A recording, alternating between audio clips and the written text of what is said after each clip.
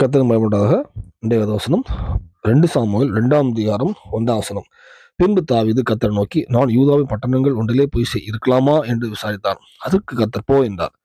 எவ்விடத்துக்கு போகலாம் என்று தாவீது கேட்டதற்கு அவர் எப்ரோனுக்கு போ என்றார்.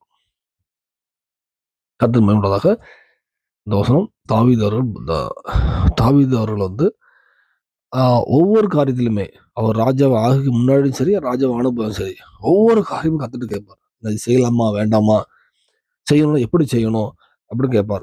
கர்த்தர் சொல்றபடி அவர் செய்வார்.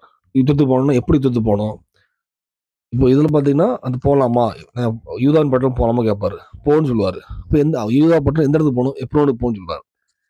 ஒவ்வொரு காரியமும் கர்த்தர்ட்ட கேட்டு செய்யும்போது, அப்போ கர்த்தருடைய சித்தம் அவருக்கு இதுதான் செய்யணும்னு தாவீது இப்படி போனா நல்லா இருக்குமே அப்படின்னு நினைக்கிறாருன்னா, அதே தாவீது பண்றாரு. இருதயத்துக்கு ஏற்றவனாக வாழ்ந்தார். தாவீதோட வாழ்க்கை பார்த்தீங்கன்னா ஒரு ஜெயமுள்ள வாழ்க்கை தான். நம்மளும் இருதயத்துக்கு ஏற்ற கர்த்தரோட இருதயத்துக்கு ஏற்ற நபர் நம்ம இருக்கிறோமா? நம்மளை சுய பரிசோதித்து பார்ப்போம். நம்ம யாருமே ஆண்டவரை செய்யலாமான்னு கேட்க மாட்டோம். ஏன்னா நம்ம வந்து ஆல்ரெடி நம்ம மைண்ட்ல ஃபிக்ஸ் பண்ணிடுவோம். படிப்பா இருக்கட்டும், வேலையா இருக்கட்டும், எந்த ஒரு காரியமா இருக்கட்டும், நமக்கு இருதயத்துல ஒரு ஃபிக்ஸ் பண்ணிடுவோம். இதான் எனக்கு வேணும் ஆண்டவரே, அதை ஆசீர்வதித்தாங்கப்பான்னு ப்ரே பண்ண ஆரம்பிச்சிடுவோம்.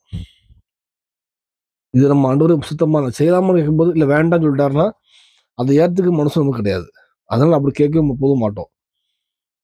அப்படியே வந்துருப்போம் நம்ம. அந்த வேலையில் நம்ம ஒரு விஷயம் வாழ்க்கை திரும்பி பார்த்து அப்படிதான் நம்ம ப்ரே பண்ணிருந்தாலும் மன்னிப்பு கேட்போம். இனி ஒவ்வொரு சில காரியங்களையுமே கர்த்தருக்கு ஏற்ற பிரகாரமாக கர்த்தருடைய சித்தத்தை கேட்டு செய்யறதுக்கு நம்ம அர்ப்பணிப்போம். அந்த அனுபவத்துக்கு வருவோம். கண்டிப்பாக நம்மளும் இருதயத்துக்கு ஏற்றவனாக மாறுவோம். கர்த்தருடைய இருதயத்துக்கு ஏற்றவனாக மாறுவோம். இந்த பூமியிலையும் சாட்சியுள்ள எல்லாவற்றையும் கர்த்தர் நடத்துவார். பல்லவத்தையும் ஆயத்தப்படுத்துவார். அதுக்கு அர்ப்பணிப்போம். தேவன் தான் கிருபை செய்வாராக. ஆமென்.